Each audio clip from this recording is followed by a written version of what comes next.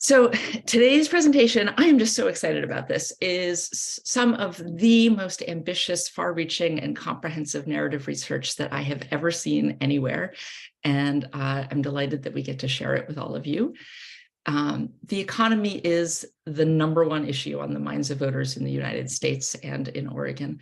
Not surprisingly, it's also on the minds of politicians, policymakers, and policy advocates. But what do we think about the economy? Who do Americans and Oregonians trust to tackle economic issues? How can you talk about economic policy in terms that really speak to working people across race and across place? Our guests are Bobby Clark and Melissa Morales, and I'm going to take just a couple minutes to shine some light on how incredible they are and how lucky we are to spend some time with them.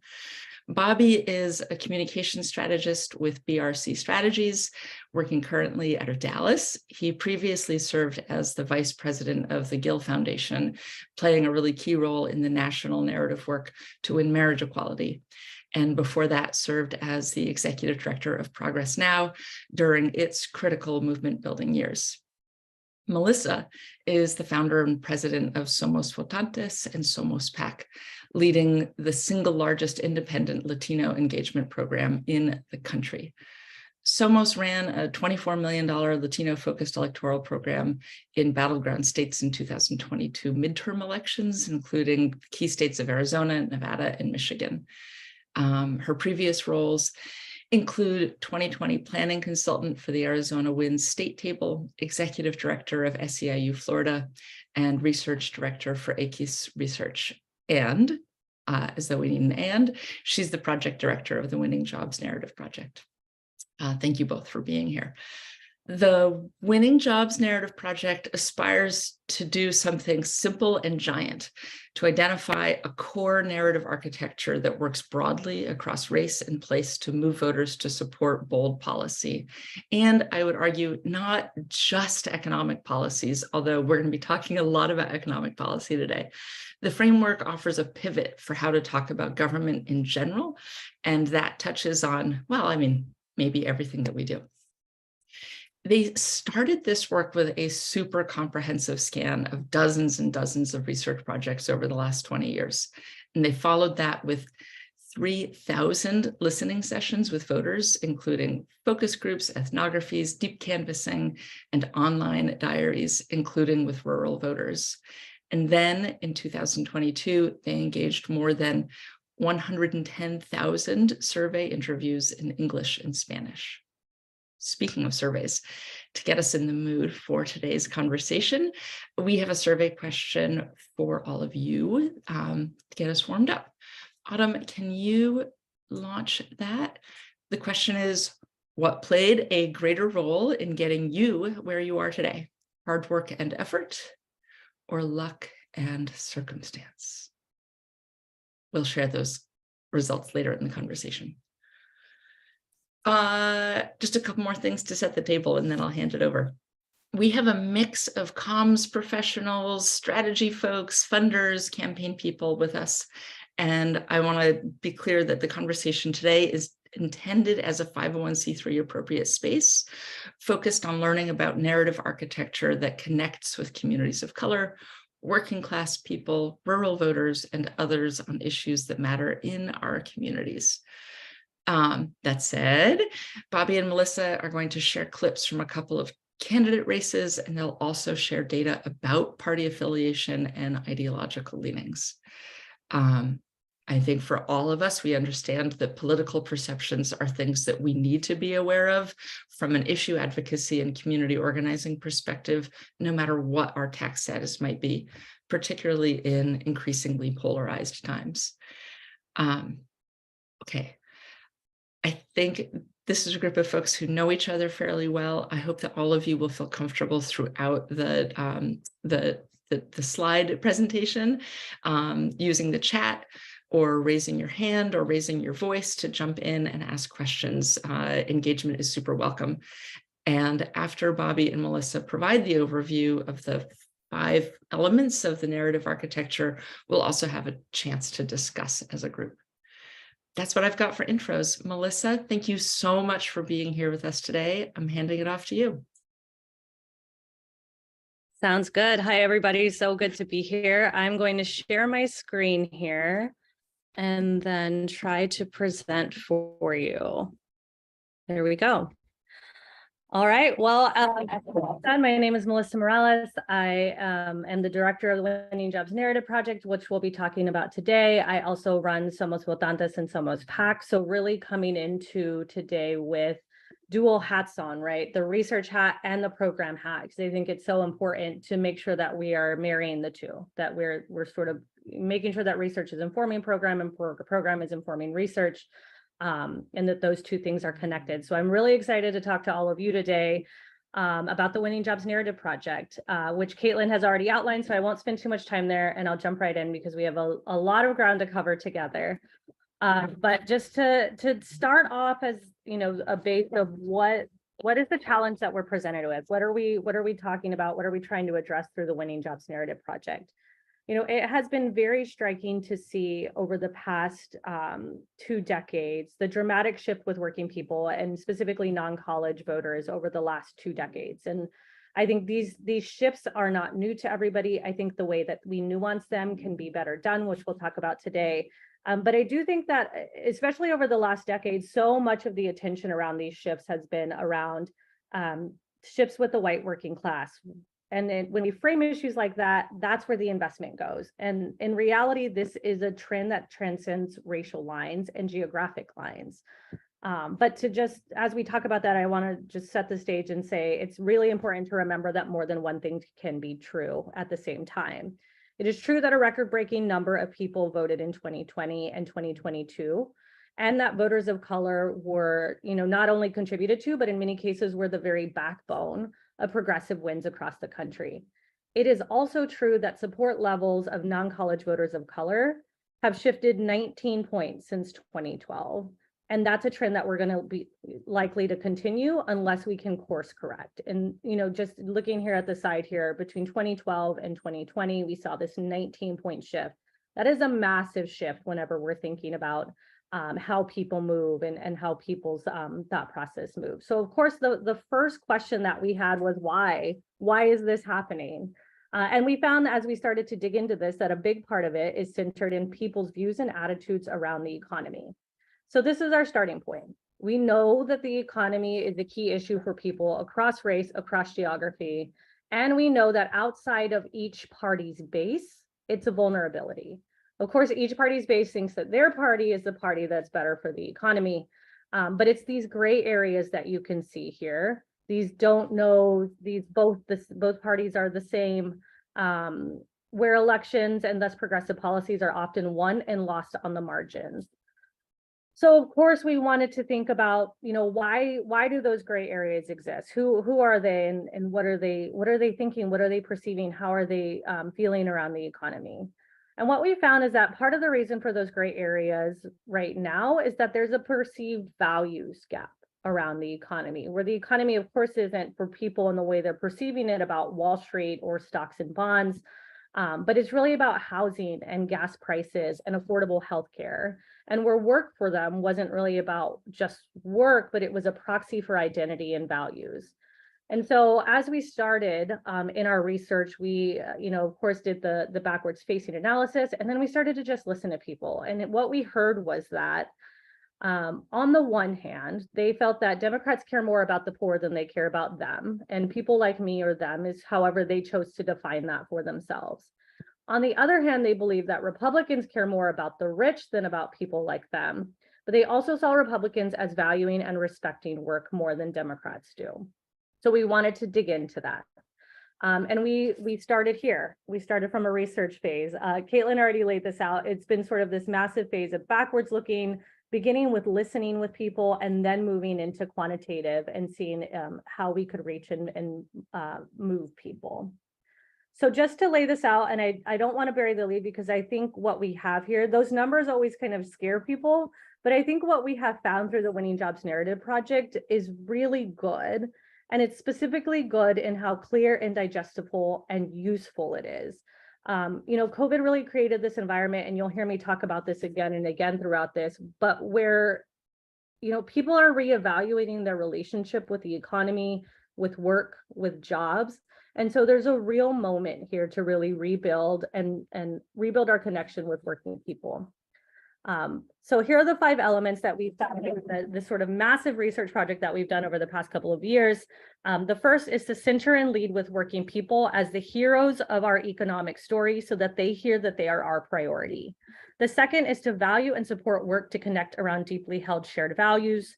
The third is to situate working people as the engines of our economy. This is the middle out, the bottom up and the middle out that you've heard the Biden administration talk about a lot.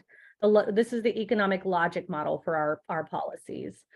The fourth is to position government in a supporting and not a starring role so that we respect and center people's personal agency.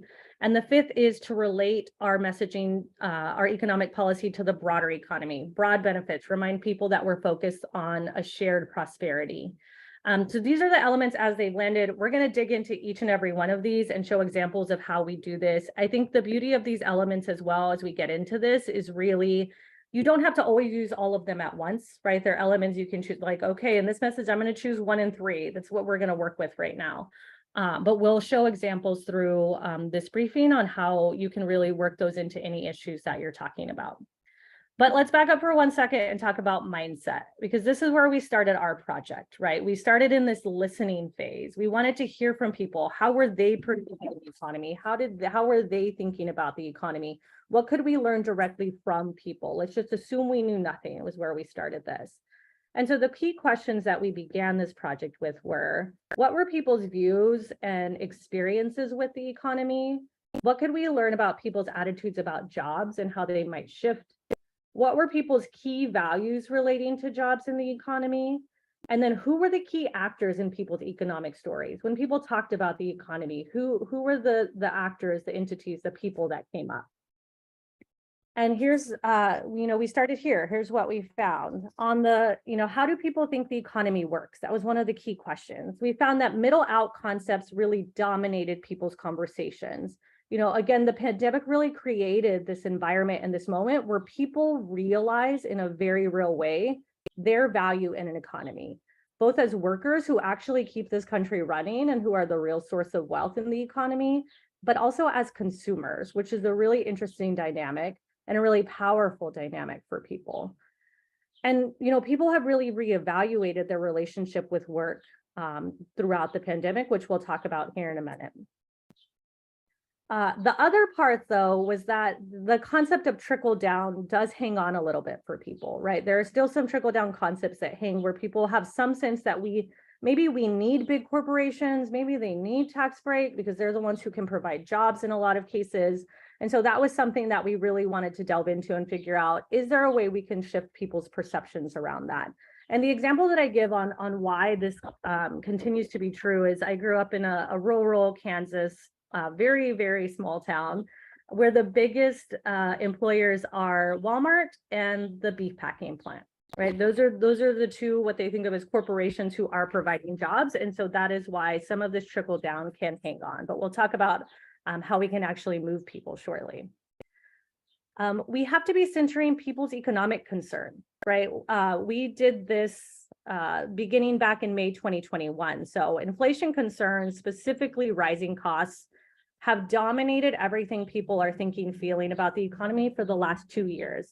We're doing some research right now to figure out whether that's still true and whether people are still in the same place. But as of through December last year, people were very much in a place where rising costs were dominating everything they perceived about the economy.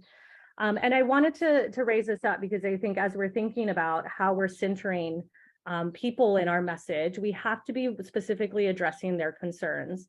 And I think sometimes we can think we are doing this when really we are not. And this chart for me was one of the moments where that really stood out to me. So we asked people in one of our surveys, we asked them to rank 40 economic pain points. The most important to the least important to them. You can see here, inflation driving up the cost of gas, groceries, and housing was either number 1 or number 2 across the board. Massive for people across the board.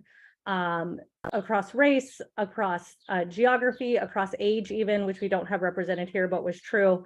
And one of the things that we found with this, though, is if you look, there is only one group in isolation where that was not true, where inflation driving up costs was not number one or number two, and that was Democrats, where it was pain point number 24. When we dug under the hood on that, what we found was it was higher income, higher educated, whiter Democrats that were really driving where that was. And so I think really always just like to highlight this as a way to say, we need to make sure that we're listening to people and not just putting what we think are priorities in place of their priorities or to the exclusion of their priorities. All right, what about jobs? COVID again created this moment where people are really evaluating what they want out of a job, right? There was a lot that happened during COVID, and it shifted people's expectations. People are tired of bad jobs. Drawing back to an earlier point in this reevaluation, they realize how valuable they are in the economy, that they are the ones who actually keep the economy going, and they're demanding more from their work and from their jobs. So when we talk about job creation, it can't just be about more jobs anymore. It can't just be, we're going to bring more jobs, right? The jobs rhetoric of 4 years ago isn't where people are. It has to be about better jobs. It has to be about good jobs, quality jobs, jobs where people feel respected and where there's less uncertainty. That was a huge thing for people. They'd like more certainty in their jobs. Where they don't have to work 2 or 3 jobs to make ends meet, where if they get sick, they can take time off, or if their family gets sick, they can take time off to care for them. So this was a huge concept that came up and is a really powerful dynamic. And when we're thinking about how we're talking about the economy and about jobs. All right, hardworking. So identities underlying work and jobs. What were people bringing up then? The amount of times we heard the words hard work or hardworking come up in our research was staggering. People were using very similar language, sometimes almost verbatim, to talk about this. And I want to zero in on this concept for just a second, because I think this can be a very hard and uncomfortable concept to talk about. And there is definitely a right way and a wrong way to talk about this, right? So let's just think for a second about what this is not. We should absolutely not be leaning into the Republican frames of romanticizing physical labor for the sake of physical labor, or bootstrappy rugged individualism that's all about the individual. Part of the reason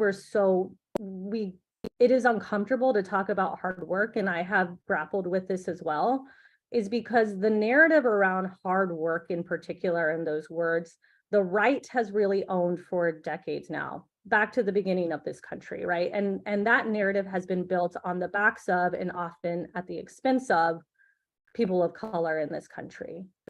But that sort of romanticizing physical labor that the right is using is not how we heard people talking about this at all, right? They were using words that they knew, but that it wasn't that concept that they were bringing up. We didn't hear hard work being used as a noun, but rather as an adjective. They were hardworking people. It was part of their identity. At their core, they were people, and this was something that they did, right? They're hardworking. It's an adjective to describe them.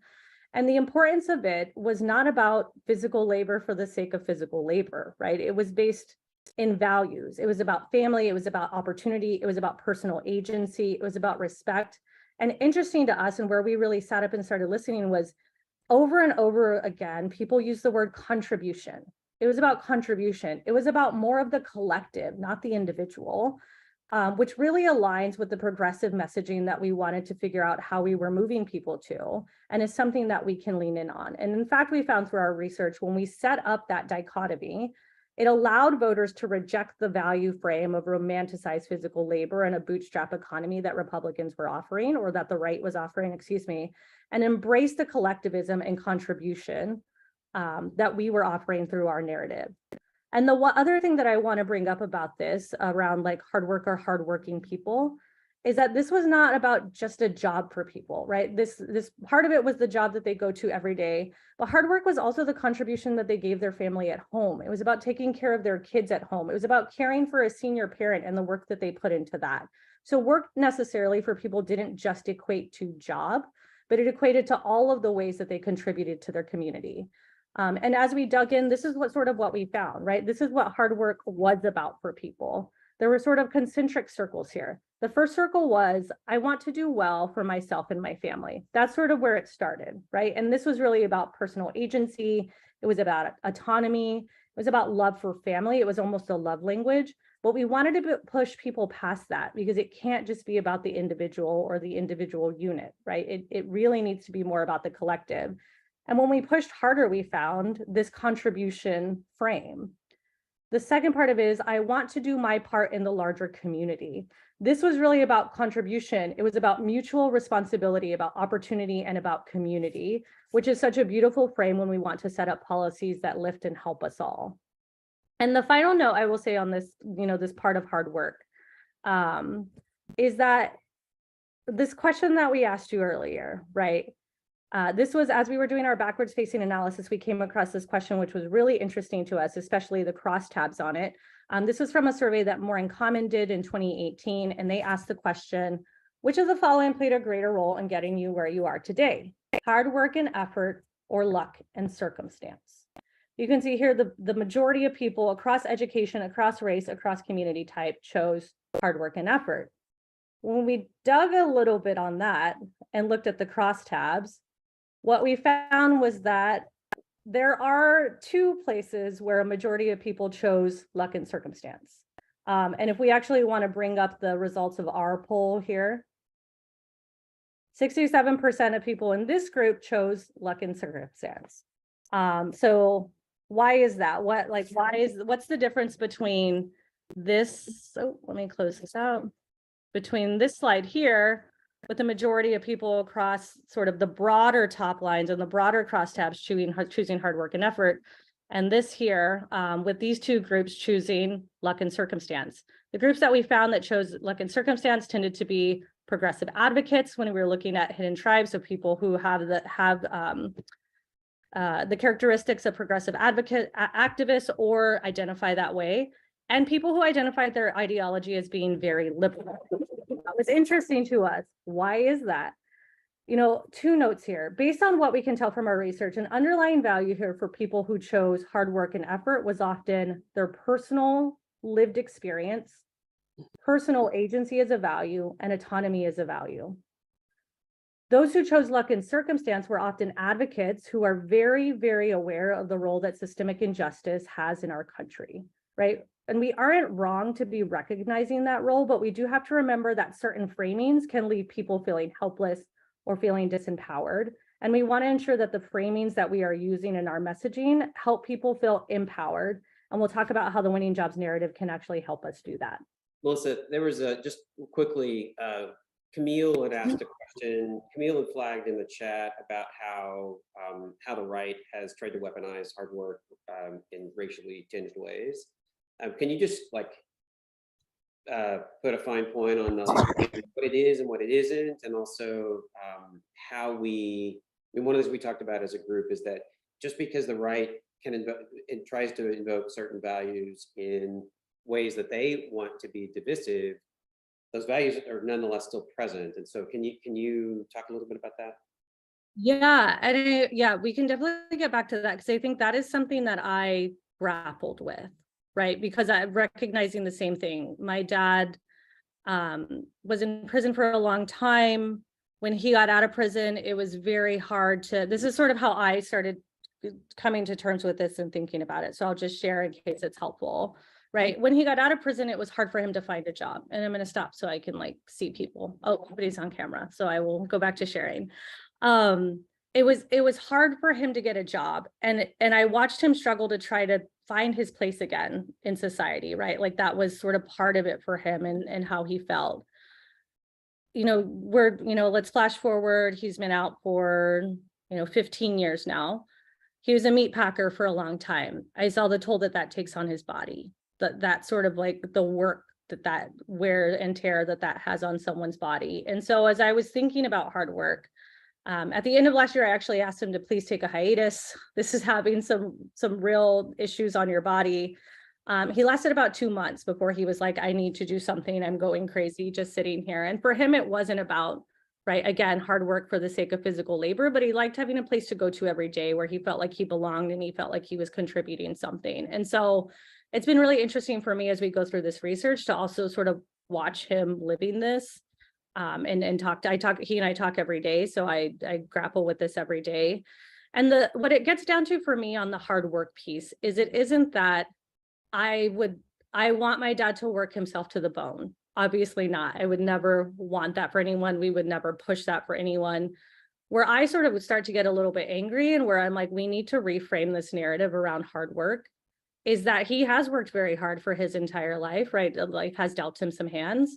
Why shouldn't my dad have the same luxury as these, sorry, I was going to say fucking CEOs, but I'll say these billionaire CEOs who get to experience retirement and vacations, right? Like he should be able to have those things. He should be able to have healthcare where he can go to the doctor to take care of himself. He should be able, like, we should be demanding that for him. And I think we are really in a powerful moment right now where we can do that. And so that's sort of the frame that I'm bringing into this as we're thinking about hard work. I hope that was helpful. I know that was a little rambly. Thanks.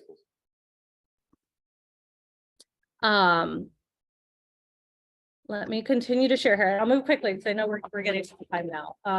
But the actors. So let's do the next step. And then we will ask people to tell their economic stories, and we wanted to hear who were the people and the entities that come up whenever we're talking about that.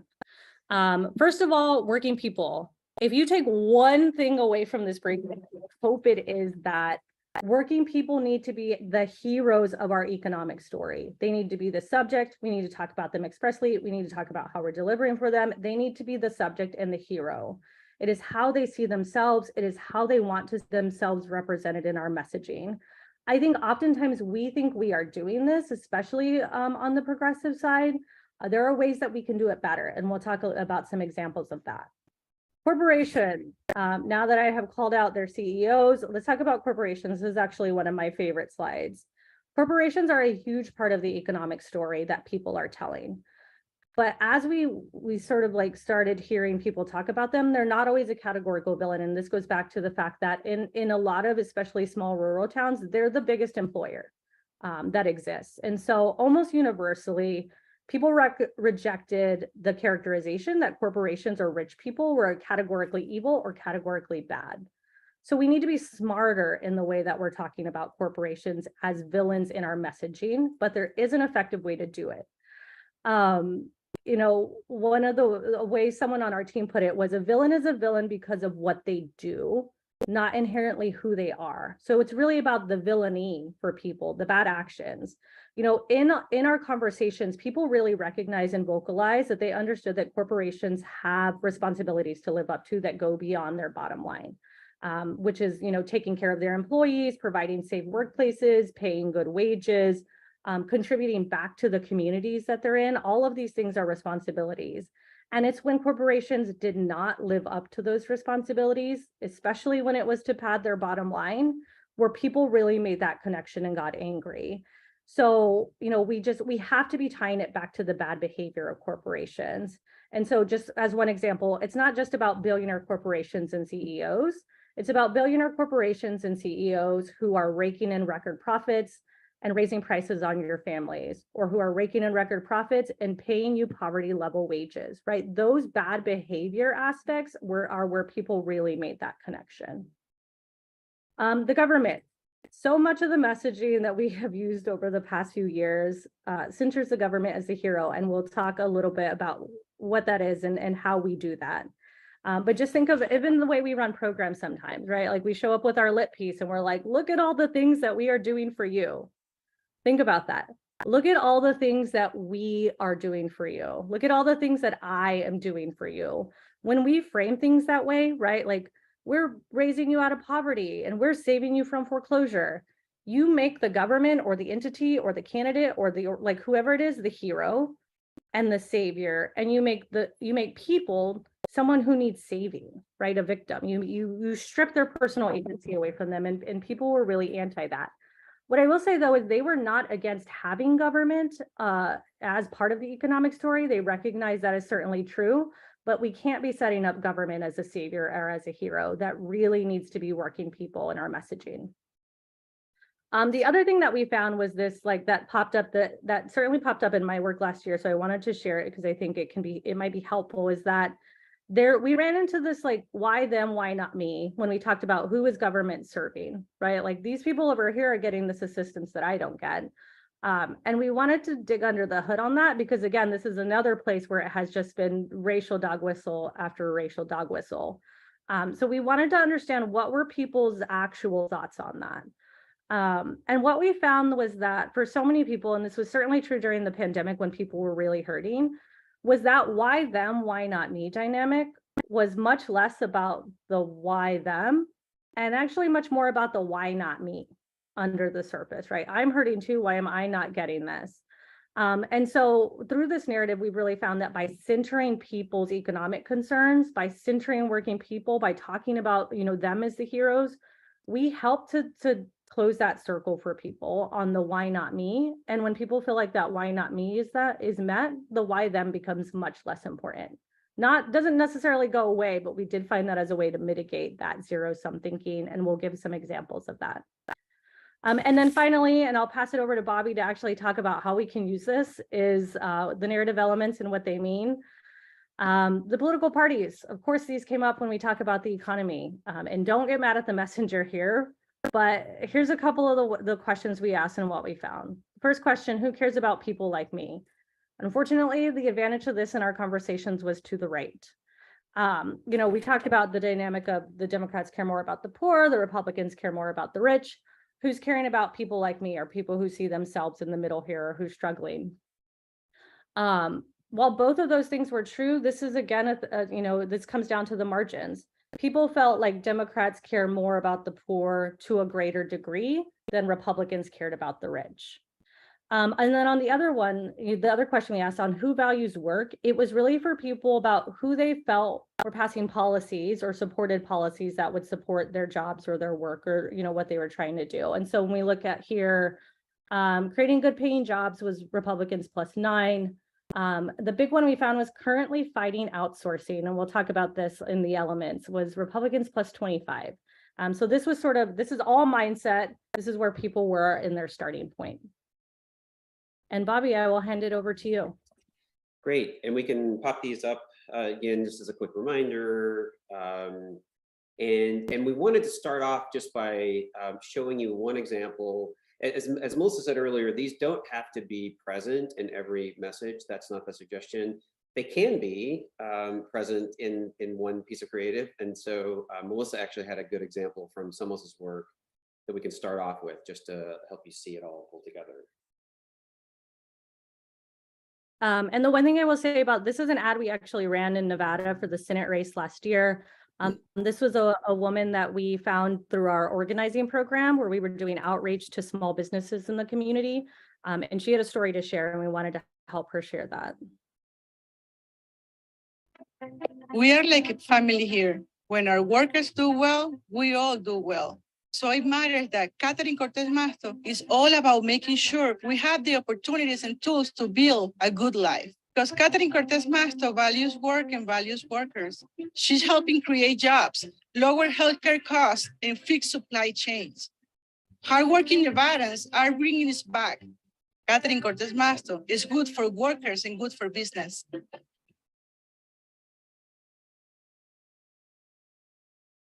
Any more observations about that, Melissa? No, I would just say, I mean, I think we recorded a few, you know, she's a small business owner, a restaurant owner in Las Vegas. Senator Cortez Masto had actually helped her get a PPP loan during the pandemic. And so she was very interested in figuring out, you know, how she could help. But I think more importantly for us was like the dynamic around small businesses, which we find really interesting, which are so core to communities, especially communities of color, and how we could dig in the narrative around those. So, and that was one of the better testing messages of the entire cycle in the Nevada Senate race. And it actually, one of the things that really stuck out to us is that it tested well very broadly. It tested well. I mean, you would expect this to test well. I mean, just Latina small business owner, an organization that focused on Latino engagement did this, and so we would hope that it would resonate well with the Latino community. It resonated well with everybody. white people, Black people, rural people. And one of the things that we actually saw consistently through this project is when we get the messaging right, our goal was to identify a narrative that works broadly, and it does. And people actually responded well to her as a spokesperson. Okay, let's go into now some specificity about each thing. And we're gonna, as Melissa said earlier, this narrative is intended to be easily applied. And so it's clear and specific. There's a lot of nuance to it. We'll get into some of that today. We're gonna skip some slides that provide more context, a little more information, and that will be shared with you. So you'll have these slides. And also we're available as a team if anyone wants to reach out. So we're happy to go more into this, but we want to get through each of them and just show the keys. So centering working people. Melissa said earlier, people say that Democrats care more about the poor, Republicans care more about the rich, and no one really cares about me, and the margins are out of whack. One of the ways that it's important for people to understand that we care about them is to actually see themselves in our messaging, to see that they're being addressed and they're being identified. Centering working people, we show that we see them, make them the subject of message, identify them explicitly, and also we need to show that them that we hear them and that we are actually in tune with their key concerns. And so here's what that looks like. Next slide. So sometimes we choose to, we make choices about how we frame things all the time. This was from flashback to summer of 2021, July of 2021, or June of 2021. The child tax credit is about to hit. And there was an article in The Hill quoting Hakeem Jeffries, talking about a closed door meeting that Nancy Pelosi had called. And she was telling all of her members, child tax credit, big deal, it's about to hit. You've got to go home and be good salespeople. People have to know about this. And we have to really promote this. And so Representative Jeffries said, she's right. People need to know that we are going to lift half of children out of poverty. And they had apparently discussed behind closed doors that they were going to call it Social Security for Kids. So it is true that the child tax credit was perhaps the most important anti-poverty initiative since the 60s. It was also bigger than that. It actually was more than just an anti-poverty program. And so we tested, this was after it had expired, and we tested a round of messages to see if we could move the dial on extending it. We tried 3 different frames. One was an anti-poverty frame. One was a help frame. Times are hard, this will help. One was a frame that talked about how people would be, as Melissa said earlier, it's really important to keep centering people's agency, how this would empower them to be able to work and take care of their families. That was the frame that actually expanded support for the child tax credit and agreement that Democrats care about people like me, because people could see themselves in it. And we're going to show you now a couple of different, the champion of the child tax credit in the Senate and the champion in the House, how they chose to talk about it. And we can see the difference. Go to the next slide. Yeah, I just want to take a second, Bobby, because this was, for me in our research, one of my light bulb moments where I was like, oh my God, we're doing it wrong. Because I remember the specific talking point that got sent out that said, the child tax credit will lift 40%. It's going to lift half of children out of poverty. It's going to lift 40% of Latino children out of poverty. That was the talking point we were supposed to use. And we did, right? Like we were out there. Through this research, I sort of had this light bulb moment here when I realized what we were doing. When you talk about things like that, this gets back to the centering working people. Government is a supporting role, not the starring role. When you say the child tax credit is going to lift 40% of Latino children out of poverty, you are putting the government, Democrats, us, as the savior who's coming in to save these poor Latino children. Right? That is so off-putting when you think about it that way. And that's how people felt about it when they heard that. And so really just, again, center working people, and the top message there that actually expanded support. It's so you can work, so you can take care of your family. It'll allow you to afford childcare so you can take care of your family. The person is the hero in that story. The parent is the hero in that story. They are the ones that are taking care of their family. So that just wanted to put a finer point on that example. So this is Michael Bennett. I'm from Colorado, lived there a long time. I love Michael Bennett. I've known him since he was Denver school superintendent. And he does amazing work. He will only talk about the child tax credit as lifting half of children out of poverty. He is on message. He sticks with that. That's the only way he ever talks about it. His counterpart in the House, if we go to the next slide, is Rosa DeLauro. She was the champion. Representative DeLauro was the champion in the House of the CTC. This is an ad she ran for her re-elect. She's actually talking about the child tax credit in this ad, and you'll see a difference.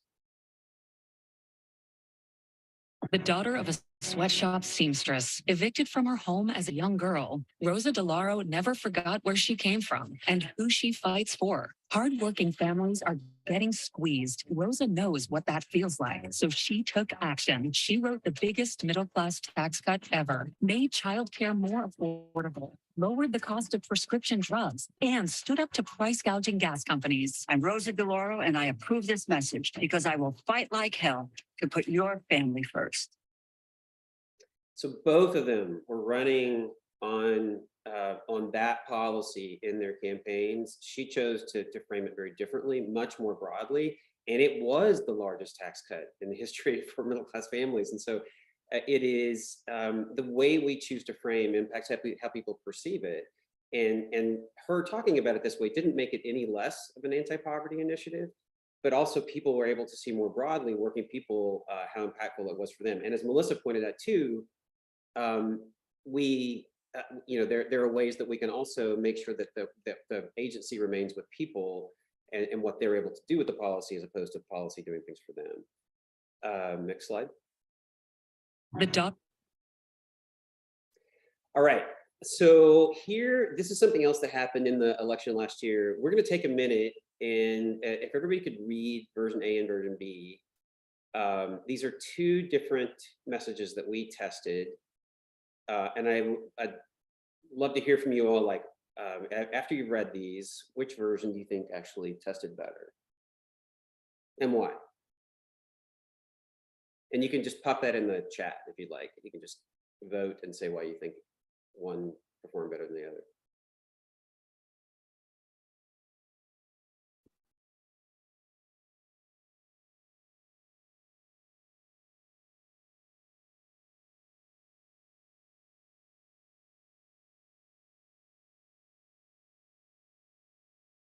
Ethan, any thoughts on why?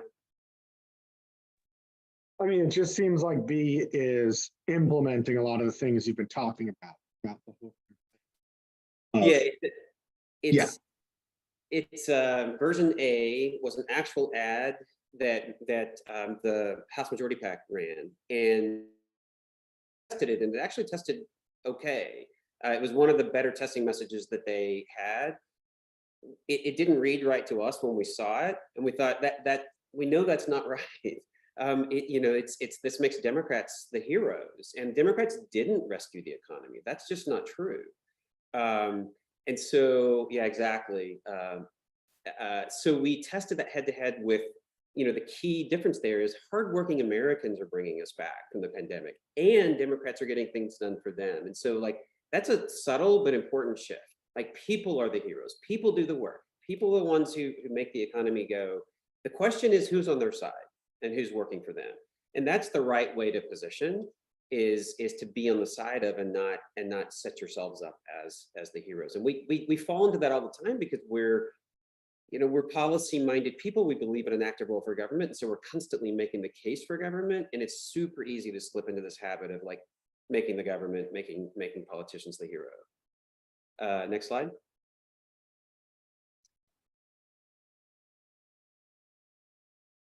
So just importantly, Melissa said this earlier, like, rising costs, that's been the case for a few election cycles, that cost. There's some new research out, in recent months from other folks, like, it's still popping, like, everything. It's not inflation, it's everything. Like, it's housing, it's childcare, it's healthcare. People feel so oppressed by all of these costs. And so one of the things we found consistently is we want people to believe that we hear them and we're focused on them, we have to be able to frame things in a way that speak to them. This was a round of message tests we did with Climate Action and our friend Pete Maysmith at League of Conservation Voters. And we wanted to test, this was before the IRA, we tested just a generic policy, investing in clean energy, and various ways to frame why we want to invest in clean energy. The best testing message was this. It was actually something that President Biden was saying. It'll cut energy costs for families by an average of $500 a year. Can't get any more specific about that. So if you're like a, you know, working person out there struggling to, what's it going to mean for my bottom line? And then, you know, we go on to say in this message lots of other important things about climate change, but we lead with here's the deal. This will lower costs for families. And we found consistently through this project, the more we can talk about the ways that things help people's bottom line, lower costs for them, the better. Keep going. Okay, so Melissa also said this earlier, corporations, people do have lots of concerns about corporations. We have to be very careful. If we want to speak to their concerns, we have to be talking about concerns about corporations. Price gouging for sure. Lots of messaging about, you know, making record profits and still raising prices. Everything from prescription companies to, you know, to drug companies to everybody else. Also outsourcing, hugely important. We saw that it really, really resonates across race and geography. Rural people, very populist, actually, not as conservative as we think, are very supportive of, they love messaging about reining in corporate price gouging and fixing supply chains, bringing manufacturing jobs home. So those two things, if we want to speak to people's concerns, price gouging and outsourcing are two big ones. Keep going. Yeah, just one quick thing on this too, Bobby. Oh, yep. Sorry. Some reason my volume bar went away, so I'm hoping you can hear me. On this is like, we had to make sure that we were, when we were trying to move people, ride the line between like anti-outsourcing can get into like xenophobia territory, and that's not the mindset we want people to be in either. And then this gets back to like, it was the why them, why not me, right? So like the economic pain that people were feeling was like, they're not actually mad at people in other countries for having jobs, but they're wondering why I don't have a job, or I don't have a good paying job, or you know, I can't find something near me, you know, a workplace near me that pays well. And then this ties back to the bad behavior of corporations, right? They're outsourcing to other countries and paying poverty wages. That's a bad action that we can call out for corporations and move people into that mindset. Yeah, for sure. And in fact, we tested a lot of messaging around outsourcing and bringing jobs back. Competition, you know, like a lot of Democrats, a lot of progressives get stuck in competition. Like we want to outcompete China, or and also things like, you know, like aggressive messaging about China and other places. What we found is that what has, we shouldn't be so reliant. It's not that we don't want people in China to have jobs. We just, we shouldn't be so reliant. It makes us vulnerable, takes away jobs. We need to build more things here. That seems to be the right line. Keep going. So valuing and supporting work. This is, one more thing about, we can stay here, but one more thing about the hardworking, in talking about hardworking people. As Melissa said, it is not a celebration of that. It's so that it's how people identify overwhelmingly across race, geography. It's so they can, it's one of the ways that they can see themselves, and our messaging is to be named. Hardworking Americans. Again, it's not a celebration of hard work and effort. It is just making sure people feel acknowledged and seen. Valuing and supporting work. There's a couple of ways to do this. As we saw in Melissa's time earlier, it's so important to people. Their work is incredibly important to them. We can value and support work in a couple of ways. One is we can simply acknowledge that people work hard and talk about, as Melissa, as her organization did really, really well, Somos, all the things that people should be able to expect for that. Like, we know you work hard. You should have paid time off. You should have all of these things, and that works really well. We can also talk about prospectively empowering people and making work and contribution possible for them. And we're going to show you a couple of examples of what that can look like.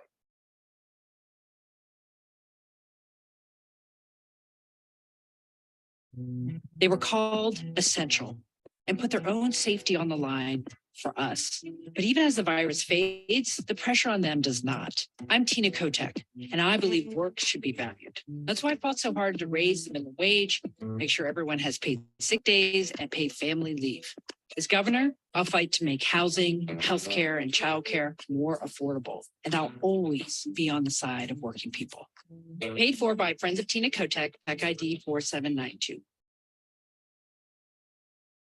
Okay, that's one way, and then let's skip ahead to the other one, and then we'll just compare. They were called. I know how important work is. I was raised by a hardworking single mom right here in Nevada. So I worked multiple jobs to support my siblings. And I'll never forget where I came from. I led the largest job training program in Nevada. And in Congress, I'll never stop fighting to lower costs and reduce crime, giving all our families the opportunity to work and succeed. I'm Stephen Horsford, and I approve this message. Noah, you have a question? Yeah, I love these ads. I just had a question about them. Something that I feel like I'm encountering more and more, which is like people we would consider very well off, you know, like maybe combined income of $150,000 or more, who also think of themselves in these terms, like just the costs of making it are just so hard. Now, you know, you could cry a tear for them and say, well, you're way better off, but that's how they view. I think that's how a lot of people who are fairly well off also view themselves. Do you think that these images, you know, of sanitation workers and sort of, you know, minimum wage stuff, does that resonate with them, or is there also a way to be inclusive of them? Just a general question. A great observation, great question. I've been in several conversations about that recently. You know, my husband works in healthcare, and one of his examples, to make your point, is nurses. They actually do pretty well. But they are very, very working class in their attitudes and the way that they show up. And so like there's been this debate about like, how do we identify, you know, we talked about non-college people earlier. That's one of the ways we see a shift in a working class shift. But it's not just about education. It's not even just strictly about income, as you pointed out. It's about a whole set. It's about an identity, for one. And I think that's one of the reasons why we feel like working people is something that people sort of broadly identify with. It's everything we've seen in the research is people very broadly, even people who don't necessarily have a paid job, but they take care of, you know, older parents, or they, you know, it's not like they don't work. They may not have a paid job, but they do something. They show up every day and do something. That's an identity. And so I think you're right. And Melissa, do you want to add anything to that? Yeah, the other thing I would say is that is why we were very careful to, in one of the metrics we used was cares about people like me. And we didn't define people like me for people, right? Like that was the same question we asked everyone. And then we saw like across which groups did that resonate with, right? Like did a certain message resonate with? So that's sort of reflected in the metrics that we're already tracking. But I do think, getting back to Bobby's point of that's why like saying working people as well resonates so broadly, because it includes people who might make, you know, hardworking people, working people. It includes people who might make higher incomes, but are still struggling to make ends meet, right? Like, or it includes people who like might have a higher income, but also pay for things for their family, right? Or their parents, or who might not go to a paid job every day, but take care of their children at home. Like working people, hardworking people, that's more of an identity than a job. And so I think that is why the messaging that we have put out in the narrative also resonates across, you know, sometimes higher income people. And just for these two ads, you saw two different approaches that are really kind of doing the same thing. So Governor Kotek was saying work should be valued. I mean, you can't be any more explicit than that. And she's really kind of, but then she starts talking about these policies that she's, that's why I'm fighting for these policies. That's kind of the hard work should pay. Like the one way you can do it, that's in Melissa's organization and a lot of their work. That's one of the things I saw showing up in their communicating. Then Representative Horsford is doing something a little bit different. He doesn't ever say the word value for one, I don't think. He says, I know how important work is. And he's personally identifying with that. Like, here's my experience. And he's also saying, like, I'll never stop fighting to lower costs and reduce crime, giving all our families an opportunity to work and succeed. I mean, that he's saying, like, I know what I see what you want. I know what you want. I'm fighting for that too. And as Melissa said earlier, people want to be able to work, to take care of themselves and their family. They want to be able to contribute to their communities. That is an aspiration that people have. They want that for themselves. And so he's saying, I want that for you too. And also, interestingly, he brings in crime as something that is something that people need to be able to have that kind of life, safer communities. So it's interesting that he brought that in here as well. As we said earlier, Caitlin said from the top, like, there's implications for this beyond, you know, not just limited to something that's overtly economic in focus. Any more thoughts? Yeah, just one final one on the reduced crime thing, because as someone who spent a lot of time in Nevada last year, he really used that as a frame for, you can see, like, he follows that by giving all of our families opportunities. He used the reduced crime frame and paired with an opportunities frame to really set up a narrative around, we can reduce crime by investing in people and investing in communities and providing communities with opportunities, because we the person running for governor in Nevada was the sheriff of Clark County. And so they were pushing on this, more investment in police narrative, and Horsford was able to turn that around. Representative Horsford was able to turn that around and say, actually, we can reduce crime by actually investing in people and investing in our community and making sure they have the opportunities they need. So bringing in that opportunities frame in a very different way. Yeah. Okay, next. I know how. All right, middle out economics, super important. President Biden is all about middle out economics. This is really, really pivotal, because this is our progressive reaction to trickle down. Trickle down dominated. It made its way into Democratic Party and progressive thinking, and but we have this moment where that's shifting. It's important that it does. There are like 3 ways that we can actually invoke middle out economics. We can say conclusory statements like working people are the engines of the economy, working people drive the economy, messages that demonstrate how that's true. And then also we can actually just invoke the term, as President Biden has in the State of the Union. He said we need to build an economy from the bottom up and middle out, not top down. So let's see some examples of that. So this is a message that this was the best testing economic frame that we tested in a big national survey last year. It's very middle out. You see, we never actually say the words middle out. We say the middle and working class are the engines of our economy, which is the conclusory statement. And then our skills, labor, contributions, and purchases make the economy run. That's an explanatory statement that works really well. We did a highlighter exercise with this message so that you could see, so people could see subsequently like the kinds of things that really pop the most for people. And the darker it is, the more it resonated with them. As we said, we've tested this very broadly. We have a rural cut of this to make the case that rural people are actually quite populist and with us on economic issues. It was much darker than this even. They love this message. This also works across race, and Melissa had an opportunity to do some work with ECIs on a Spanish dominant survey that I think we have an example from. Yeah, so this was from like you said, a joint partnership with ECIs Research. We did a Spanish dominant survey, so not just people who speak both languages, but people who almost exclusively use Spanish in their everyday lives. And tested the similar elements that you've heard of already. We drafted this message in Spanish first, so it might sound a little clunky in English, but the narrative worked in Spanish as well with Spanish dominant speakers. You can see on the left here, we were able to move people, some of the metrics we tested, we moved support on values, hard work, people's vote motivation, and people's vote choice overall. And I will say looking at the crosstabs, the most, where we had the most effect with this message was with Latino men, where we have found it very hard through our programs to try to connect. And so that was very helpful to see. And then with Latino swing voters. I love this. I love the, we the workers, we're the source of wealth in our country. The important thing about middle-out economics is that it acknowledges causation. The economy grows when people have what they need.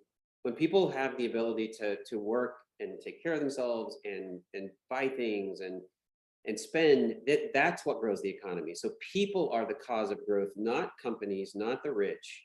And this really nails that. We're the source of wealth in our country. It's a really, really powerful message. Keep going.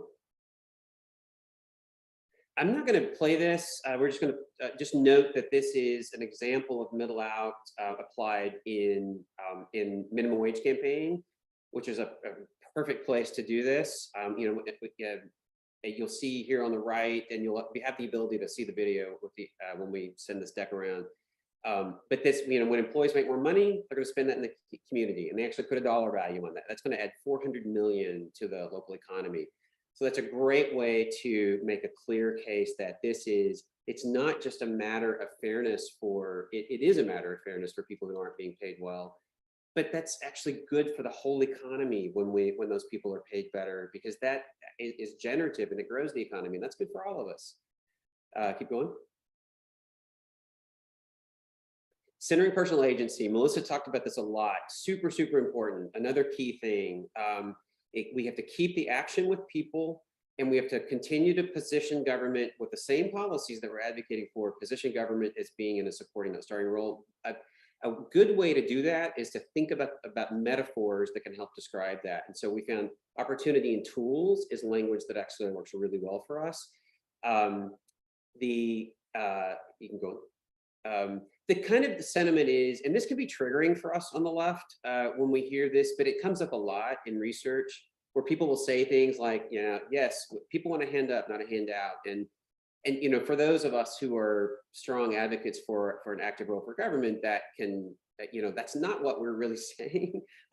And we don't like the way people react to that, but it really is just a matter of perception. We actually we did a lot of qual when Build Back Better was being debated, and we wanted to trigger people around a big dollar number. So we'd ask them this question, like, what if you spent $1 trillion on this list of things? And then the list was things that were good for people. It was like lowering healthcare costs, lowering childcare costs, extending the child tax credit.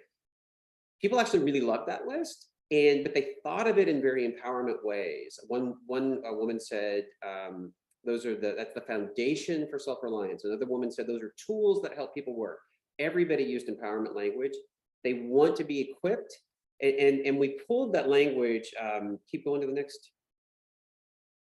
We pulled that language, tools, and opportunity from some prior research. As Melissa said earlier, we've tried to be very interactive with other folks doing big, important research.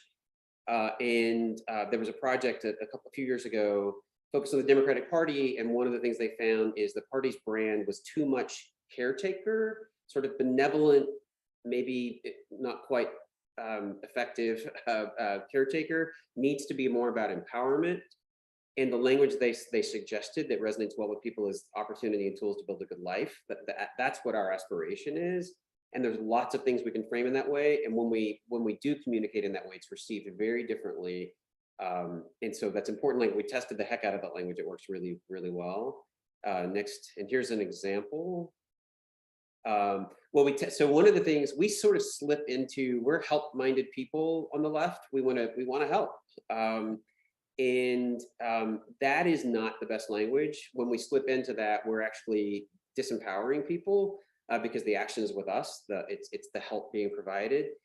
If we reframe as that same thing as being about opportunity and tools, it almost every time, in fact, every single time. We've never seen an example of that not testing better. Keep on. So here, keep going. You can play it. The American Rescue Plan gave me confidence in our economic recovery. But a recovery isn't just reopening businesses and creating jobs. It's about building a foundation for working families. Our employees can't work without childcare. The American Families Plan was made for them. It would cut the cost of childcare in half for many families. Our community is ready to get back to work and stay working. The American Families Plan makes that possible.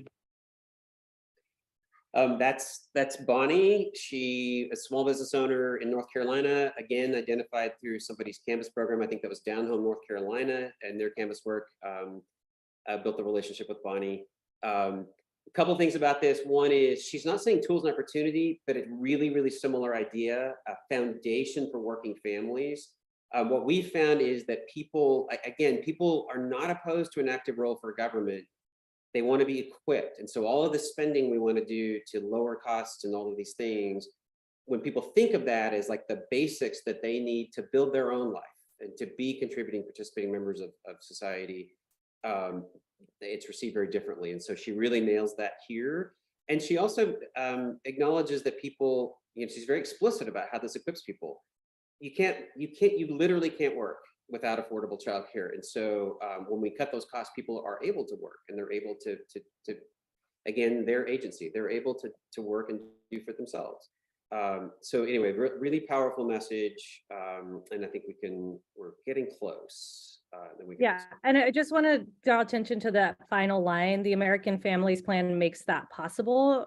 Notice they did not say the American Families Plan helps people do that, right? Makes that possible is much more of an opportunity that people like that will empower people, and not we are helping you do this. Right. This was actually just recently tested again by somebody, and it was wildly popular with voters.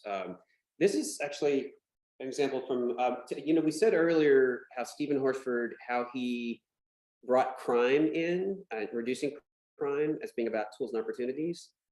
Here's an example from someone else's work that's similar to that. Yeah, we really leaned in on the opportunities frame as well, right? One side's giving us more opportunities, the other less. So really leaning in on that opportunities and tools frame. And we actually used it to help frame an economic argument in the Arizona Senate race, but then also about abortion, right? That this was about, you know, one side wanting to take away, you know, tools and opportunities or provide less for us, and one side wanting to provide more. So we found that this was a framework where we could actually bring abortion and other issues in as well. Awesome. So then finally, we can't leave it to people to connect dots. We have to connect the dots for them always. And so if we want people to believe that we have our eye on the economy, if we want people to believe that our policies that are pro people are good for the economy, we actually have to say it. Meg Bostrom from Topos Partnership was part of our research team, and she made that case, like, connect every dot, always connect every dot. And so here is one example. We told you about our child tax credit test earlier, where we tested 3 different frames. For each of those 3 frames, we had a version of the message where we added 2 boosting phrases: makes sound economic sense, good for everybody. In every single case, it improved support for the policy by making that case.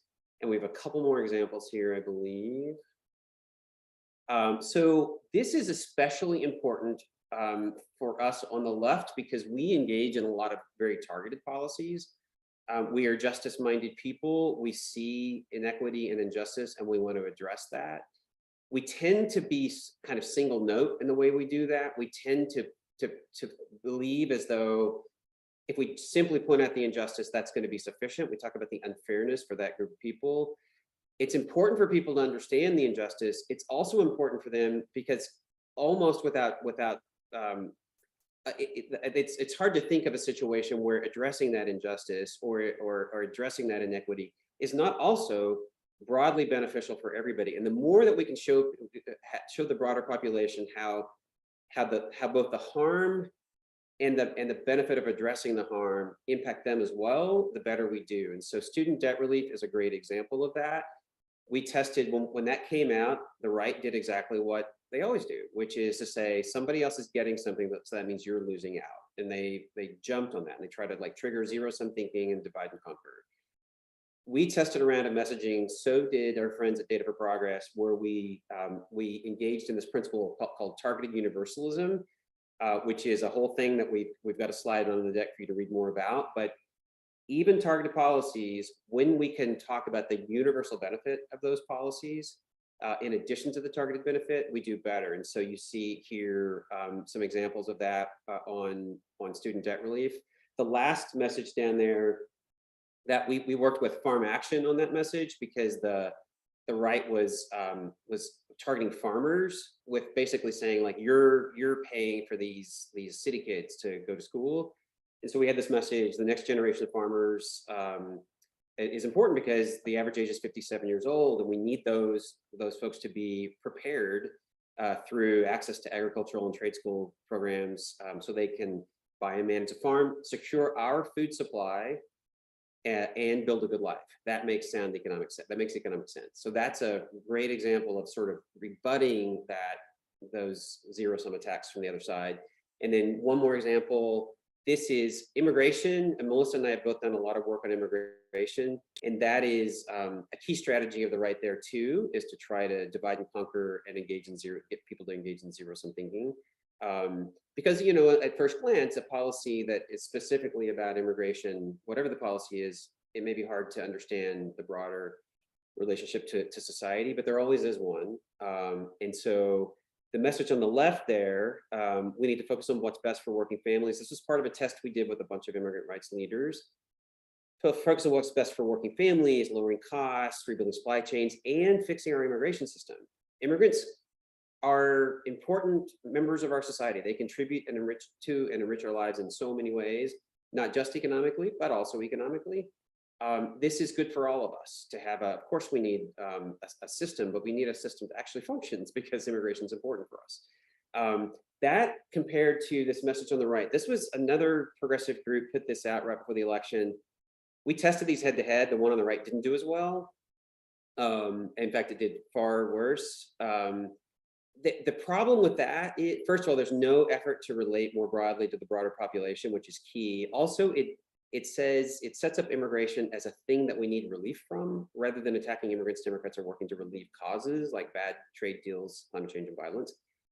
Immigration is not a thing from which we need relief. Those are all things that are important to address, but immigration is not a thing from which we need relief. Immigration is a good thing for our country. We need to embrace it as such. It's part of a healthy, growing economy. We have to manage it, but it is a good thing for our country, and we need to have an affirmative frame.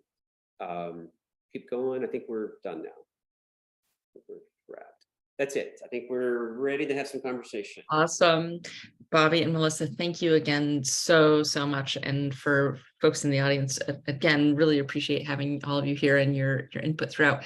This is such a rich set of research and learnings that were tested in the field in 2022. I think we could probably spend another hour or two diving into research on sort of each issue, but want to take just 15 minutes that we have here at the end to begin to think a little bit about, one, how this research is sitting with all of you, and also what it might look like to apply it in 2024. So as you're getting settled into engagement mode, maybe pop into the chat specific campaigns that you know of that might be bubbling up in Oregon over the next year and a half, where you think this frame could be interesting to try to use. And I'd really invite you to think more broadly than economic issues, although economic issues are clearly a target here.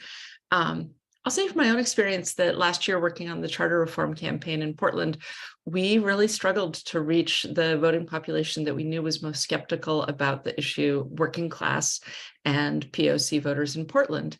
And as we thought about the pivot on the message related to government doing for you versus talking directly to working class people, as to working families and small business owners as the hero in the story, we weren't able to adopt the messaging, but I think it was just really interesting to think through how different our message would have sounded with that frame. I'm not seeing anything in the chat.